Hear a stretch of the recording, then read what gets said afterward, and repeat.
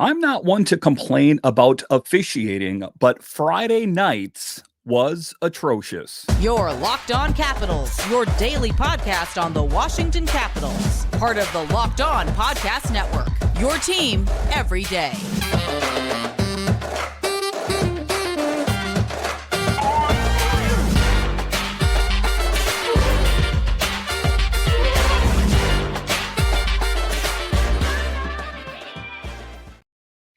Well, hello and welcome into this Saturday edition of Locked On Capitals. I'm so glad you decided to join me today. As always, this podcast is free and available on all the major platforms, including the SiriusXM app and on YouTube. And I want to thank you for making this your first listen each and every day. My name is Dan Holme. You can find me on Twitter. It's at DanCaps218. You can find the show on Twitter. It's at Locked On Caps. And the best way that you can help grow the show is to subscribe to Locked On Capitals on YouTube and comment anything down below. I would love to talk Capitals hockey with you one-on-one, and we can do that on subtext. Just check the show description for more details. So in this edition of Locked On Capitals, I will talk about the game Friday night against the Hurricanes. But before I do that, I am going to talk about the officiating mess that took place and ultimately why the Capitals lost the game. There were a lot of reasons. It wasn't that alone, but that was the final dagger. I'll talk about that a little bit later. We will talk about the Caps falling to the Canes in a game that they really needed to win. What's next? And then a little bit later, we will talk about how Alex Ovechkin, despite the loss, is doing what he can do to at least give the Capitals their best shot at winning games. But just to get it going here, talking about the absolute disgrace out on the ice Friday evening with the officiating. Now, if you are an everydayer of the show, you know that I often say that when you start blaming officiating, you're just trying to come up with excuses. But that is, I'm going to make an exception this time. The officiating in this game was some of the poorest that I have ever seen. And one of the things of it is they'll make these, big mistakes and they won't apologize. They won't own it. It'll just ruin the outcome of the game. And this one is aimed at Corey Sivret, an NHL official that ultimately was the guy that made the call towards the end of the game there with the Rasmus Sandin penalty that ultimately led to the Canes going on the power play and a subsequent win. And make no mistake about it, that was one of the big things. And I don't know what the big deal is about Rod Brind Amour, but he was really in the ear of the officials ever since the Alex Ovechkin second goal there. And right after that, it seems like the ice was tilted in the Hurricanes' favor. I don't know if Rod Brind Amour likes to hang out outside the officiating locker room and challenge them or fight them or what the case is, but it seems like whatever was said out on the ice, it was really tilted in the Hurricanes' favor. And like I said, I'm not normally a guy that likes to blame the outcome of games on officiating, but the officiating on Friday night was atrocious, absolutely disgusting. The Caps were close to at least picking up 1 point, but a late penalty by Rasmus Sandin was curtains for the Capitals as the Hurricanes went on and then scored a goal. They were getting back into it. There was hope. Even though the Capitals were greatly outshot, they were fighting and doing their best, fighting for their playoff lives, and then officiating. I hope that stings really bad in the offseason when you watch that video back 100 times knowing you screwed it up. If the Capitals missed the playoffs and the game against the Hurricanes had any gravity of the Capitals' playoff hopes, I hope that sits hard on you, Corey, that you screwed up the Capitals season. Because ultimately, again, I'm not going to absolve the Capitals of any guilt saying that, if it wasn't for that, they would have won the game, but they were surely making great progress and he stopped him cold in the tracks. And that's not officiating. Officiating like that should not change the outcome of the game because let's face it, earlier in the game, the Alex Ovechkin goal, Rod Brind Amour was in his ear, and then all of a sudden, everything had changed. That's not the way it's supposed to be. Bullies on the ice, and Rod Brind Amour should not have the power to change the outcome of games. It's disgusting. Officiating felt tilted in the Canes' favor after Rod Brind Amour complained when an intentional offsides ruling allowed Ovechkin to score his second of the contest. But that's the biggest thing. And we've seen that a lot. And it's not just hockey, it's baseball. It's absolutely disgusting. And if we need computers to take over and cameras and AI, then so be it, because the human eye is weak. And let's be honest here, when that Corey, he saw that supposed penalty, he wasn't close enough to even make the call. And you looked at Spencer Carbery's face, he said, it was the pad. It was the pad. But, they didn't want to review it. Nothing was done there. And then when you watch the post game on Monumental, Bruce Boudreau was there, and he said, lucky I wasn't out on the ice. He said, I would have got fined and probably suspended. And Spencer Carbery, he was upset. Dylan Strome was upset. I at home was upset. I thought the Capitals were going to get back into this one, and some really, really poor officiating is what was the demise of that game. Disgusting. I can't say it enough. Obviously, we've got to keep our composure, I guess, that with these games, important times of year. And I just thought that they were letting it go, Strome said, and it felt like ever since we scored O's second goal, when they did the automatic offsides, it felt like their bench was really in there in the ref's ear. It felt like they were talking to them quite often, and you felt calls were going to swing their way. I want the NHL to look into this.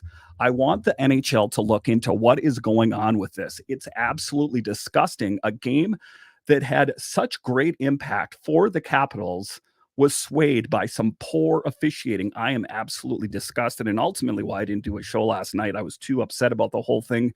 The team was already frustrated when Evgeny Kuznetsov got away with the penalty after he tripped Nick Jensen. Then Aho drew an arguably questionable call just over a minute later, rubbing salt in the wounds as former Capital Evgeny Kuznetsov gets away with one. I hate to be a sore loser in this case, but I hope the Hurricanes fall squarely on their face, and I hope Rod Brind Amour is without a job. Nothing would give me greater pleasure of the absolute disgusting nature of that team. Carbery didn't hide his feelings after the game. He says, Corey, the official, it's just when he watches it back, he'll see what everyone else saw, and he's on the backside of that too, Carbery said in Raleigh. You're guessing at that point because you don't have the sight line to be able to see it there. That's what I was talking about. There was no way that he even saw it. He was guessing. And why? Why would you make a guess in the Hurricanes' favor? And if you watch the replay, it's actually Kuemper. It's not Sandin. It's Kuemper, and the puck is there, and he goes to swipe at the puck, and that's what gets Aho's skate. So it's the wrong call, and he screwed it up. And it's one of the things that he couldn't make right. Oftentimes, if refs feel like they made a mistake, then they'll try to make it right later in the game. There was no time left in the game. And I hope that whatever Rod Brind Amour said nasty to them was worth it. Absolute disgusting. Caps took 2 penalties with 10 minutes left. And then you get goals from Martin Necas and Sebastian Aho tilting the ice in the Canes' favor before an empty netter from Jake Guentzel sealed the game with 5 seconds to go. So just a disgrace. And, all things considered, I'll talk about it in the next segment here, talking about the Capitals didn't play their best hockey. I mean, I'm not going to absolve them from guilt. They were greatly outshot. That is something the Capitals are going to have to deal with in the offseason. You think that the Capitals know what kind of brand of hockey the Hurricanes bring, heavy on the forecheck, that they didn't have appropriate countermeasures. I don't know if Spencer Carbery just digs his heels in and says, this is the style of hockey we're going to play, or if I don't know if the players on the ice are up to the execution of his plans to stop what they're doing. Obviously, there's teams that do beat the Hurricanes. The Capitals have done it, but for whatever reason, they had the Capitals number. And this was a game. This is a slide that is disturbing for me as we take a look at the Caps around the trade deadline. We're trending in the right direction. And now it's like someone just let the air out of their tire and it's free falling into the end of the season. And as we take a look at the scoreboard here too, it gets a little bit more difficult. If we don't want to take a look at the score today, the good thing is that the Flyers lost 6-2. The Predators, as I record this, are down. The Islanders are up 2-0. So that's the thing. But the Penguins won 5-4. So it didn't do the Capitals any favor, and that is ultimately why I am so irritated by this.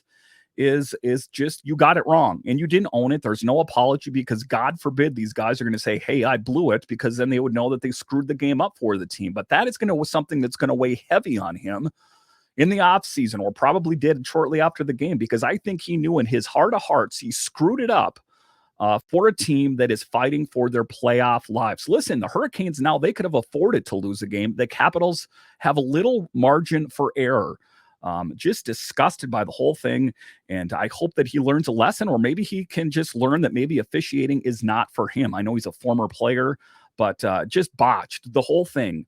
I just don't like how Rod Brind Amour was able to strong arm the officials by some calls out there. I don't know what he says to them, but whatever it was apparent. It wasn't, speculative. That's not hearsay. Everyone saw it, that after the second Ovechkin goal, things went awry. Disgusted. I'm disgusted by the whole officials, and I hope they learn a lesson going here forward. Someone better make it right in the game against the Senators. I don't know if they talk amongst themselves, but someone better make this right. All right, so coming up here straight ahead, we will talk about the Capitals that fall to the Hurricanes, a game of utmost importance. I'll discuss next. Did you know that even if you have a 401k for retirement, you can still have an IRA? Robinhood has the only IRA that gives you a 3% boost on every dollar you contribute when you subscribe to Robinhood Gold. But get this, now through April 30th, Robinhood is even boosting every single dollar you transfer in from other retirement accounts with a 3% match. That's right, no cap on a 3% match. Robinhood Gold gets you the most for your retirement thanks to their IRA with a 3% match.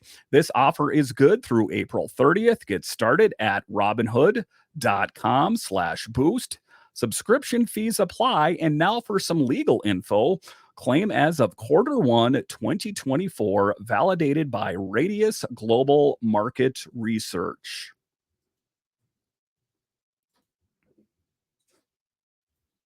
Are you watching Fox Sports or ESPN on your TV all day? Have to turn the volume down with all the shouting? Make the switch to Locked On Sports today, a free 24/7 sports streaming channel programmed for you every day to bring you the biggest stories without all the screaming. Locked On Sports today brings you the can't-miss analysis, opinions, and news streaming 24/7 on YouTube or the free Amazon Fire TV channels app, part of the Locked On Podcast Network.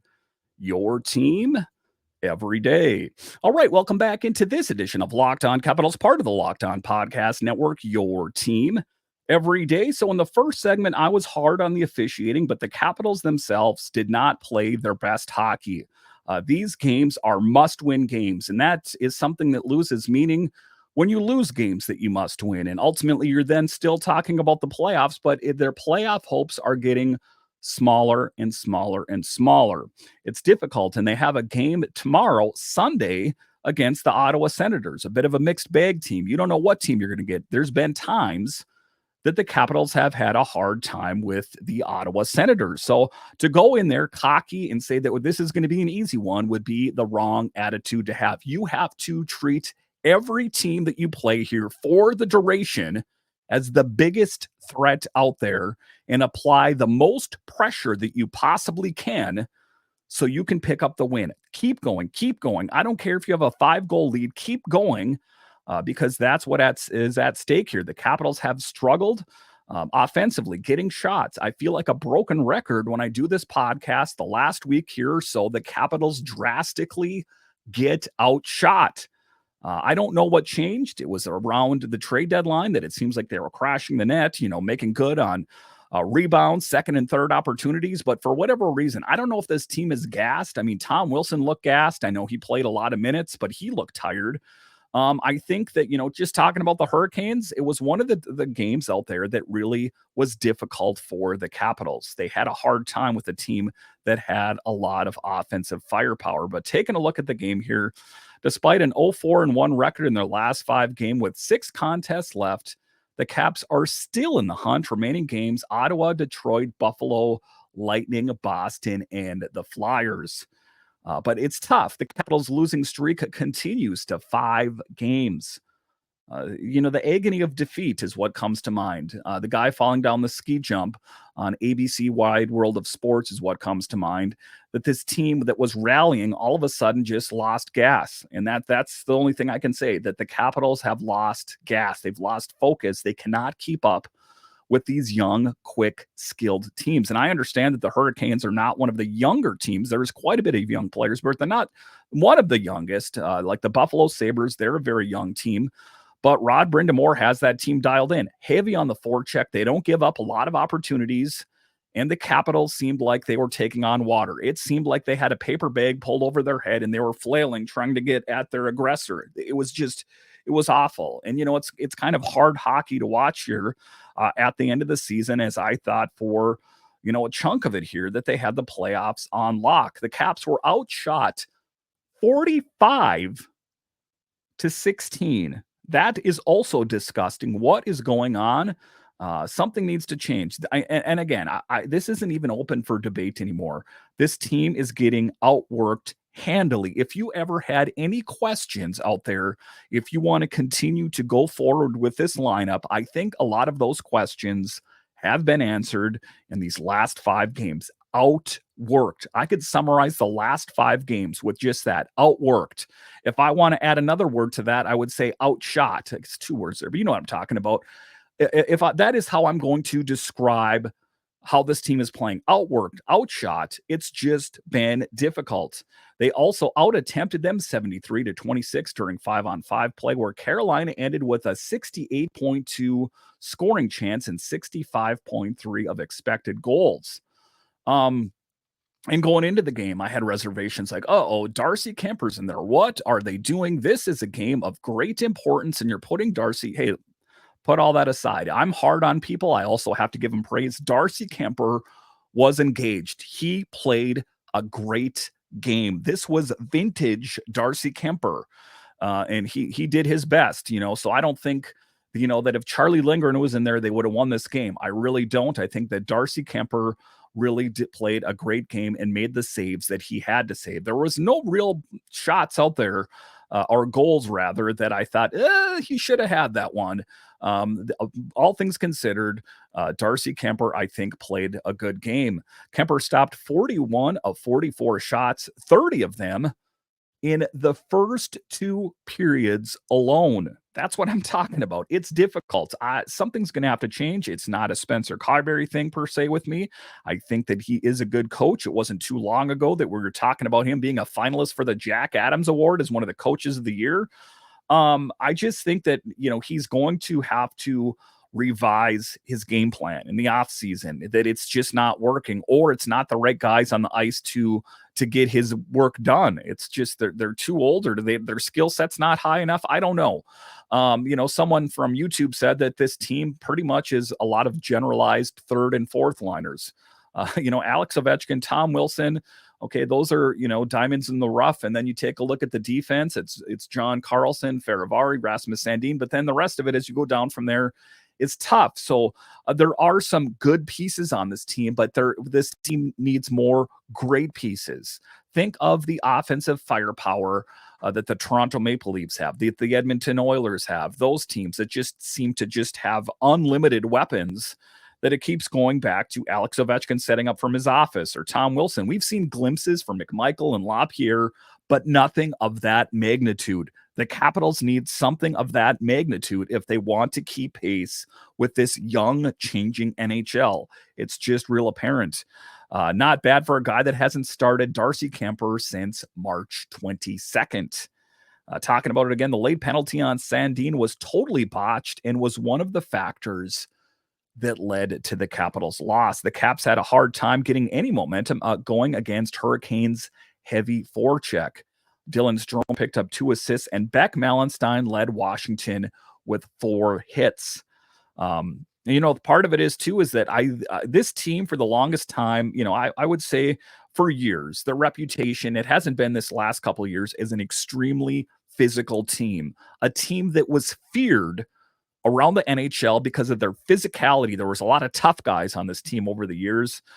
Erskine comes to mind, and even Wilson when he was younger, and Alex Ovechkin, that there's not that physicality anymore, just finishing your checks and destroying people into the boards, softening your targets similar to a military maneuver. Just lay them out in the boards, and then all of a sudden the scoring comes. And it's not only that, it's just the all-out physical game is also going to get your adrenaline going, and it's also going to be when the tide is turned. Think of the moments when there's hockey fights and all of a sudden a team rallies. It's the same thing. I want to see physical Capitals hockey again. We haven't seen that. It's a team that wants to go for the cutesy pass when there's a wide open net. There's things that need to change. And if it's an early exit this year, get to work on it right away. Spencer Carbery, your coaches, spend some time together, figure it out, what got done. Brian McClellan, look at this lineup and forget about fondness and who's on this team that was in 2018, blah, blah, blah. I want this team to hit the ground running next fall. If they don't make it to the playoffs, regardless, I want them to hit the ground running because there's a lot that needs to be improved on. It was just a disgusting mess. The officiating and the Capitals, even though they rallied later in the game, they were outshot, outworked. Things need to change if we want to talk about bringing successful hockey back to the district. All right, so coming up here straight ahead, we will talk about your captain, my captain, our captain, Alex Ovechkin, that he did his valiant effort to try to take this bull by the horns and drag it across the finish line. I'll discuss straight ahead.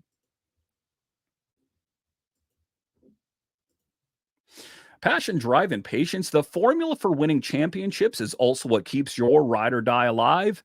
eBay Motors has everything you need to maintain your vehicle and level it up to peak performance. Superchargers, roof racks, exhaust kits, LED lights, and more. Whether you're into speed, power, or style, eBay Motors has got you covered. With over 122 million parts for your number one ride or die, you'll always find exactly what you're looking for. And with eBay Guaranteed Fit, your part is guaranteed to fit your ride every time or your money back.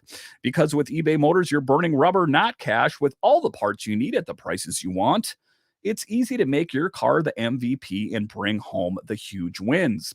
Keep your ride or die alive at ebaymotors.com. Eligible items only. Exclusions apply. eBay Guaranteed Fit only available to U.S. customers. All right, welcome back into this edition of Locked On Capitals, part of the Locked On Podcast Network, your team every day. So Alex Ovechkin is the guy that's been trying to get it done. When the Capitals have struggled on offense, Alex Ovechkin, yes, that same Ovechkin that struggled earlier in the season, is proving why he wears the C on his chest. He is the captain of your Capitals and did what he can do. He did what he could do. He scored the 2 goals in the game against the Hurricanes. Ultimately, it wasn't enough. Alex Ovechkin was another guy that looked winded, sitting on the bench, as it was a team that kind of just steamrolled the Capitals. So it was a difficult game to watch, but Alex Ovechkin ultimately was the offensive spark plug for the Capitals, the offense that was there anyway. Despite the loss, Alex Ovechkin did what he could do to try to push his team to victory. He scored 2 goals the Caps scored in the game. So he was the guy that got it done for the Capitals. Ovechkin scored 2 goals in the first period, scoring the 850th and 851st goals of his career. He is 44 away from breaking Wayne Gretzky's all-time record. It is in view. There was a lot of question earlier in the season if he was going to be able to get it done. I'm going to be here and tell you I think he can do it. I hope that he doesn't get off to a slow start to start next season. But in any event, he was a changed man after the All-Star break and a key contributor, and ultimately, like I said, proving why he is that guy, the leader that even when the Capitals lose, he's the guy to lift the Capitals players' heads up and say, hey, if we're just going to get totally bummed out about a couple points, then that's showing what kind of character or what kind of rookie you are. The guys that have been there and have done that are the ones that have overcome great adversity. If you want to take a look back at 2018, the Capitals' run to the Stanley Cup victory lane was not an easy one. Many had written this team off against Columbus, against the the Lightning, and then finally against the Vegas Golden Knights. And it wasn't easy. When they made it through Columbus, they're like, well, they got lucky. There's no way they're going to take on the Tampa Bay Lightning. Did that. And then all of a sudden they're like, well, they got lucky. There's no way they're going to take down the Vegas Golden Knights. They did it.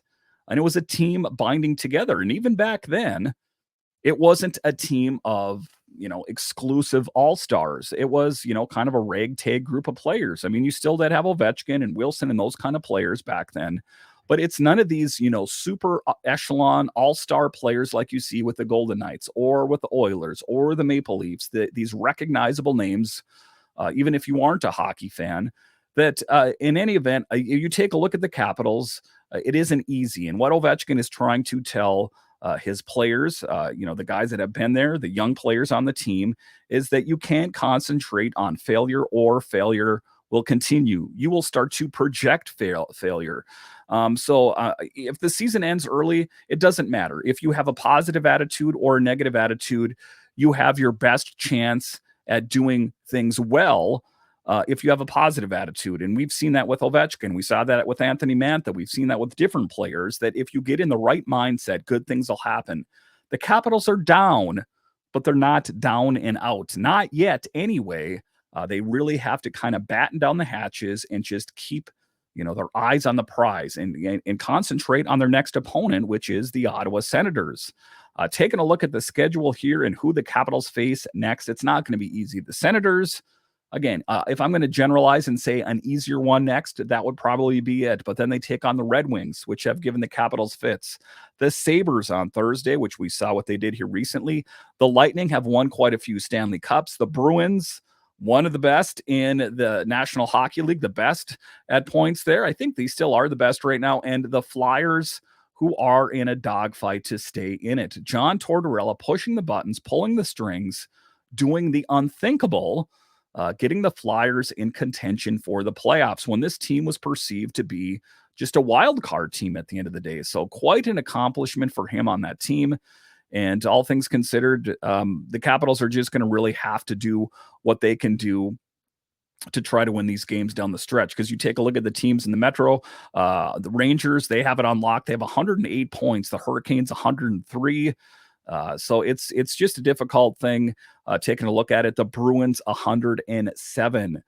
Then we take a look over at the Central, Stars, 105, and Canucks, 102. So the Bruins far and away are the better team. I take that back. Take a look at the points here. The Rangers, 108, excuse me. So who knows how it's going to end up being by the end of the season here, but the Rangers and the Bruins, they are the best of the best in the National Hockey League. As I record this right now, everything is in flux and could change from one moment to the next, but that is who is killing it in the National Hockey League. As far as the Capitals, got to do better. They got to be prepared for their opponent, and the officiating, something needs to be done about that. And it's not just in hockey, it's baseball comes to mind as well. Just disgusting.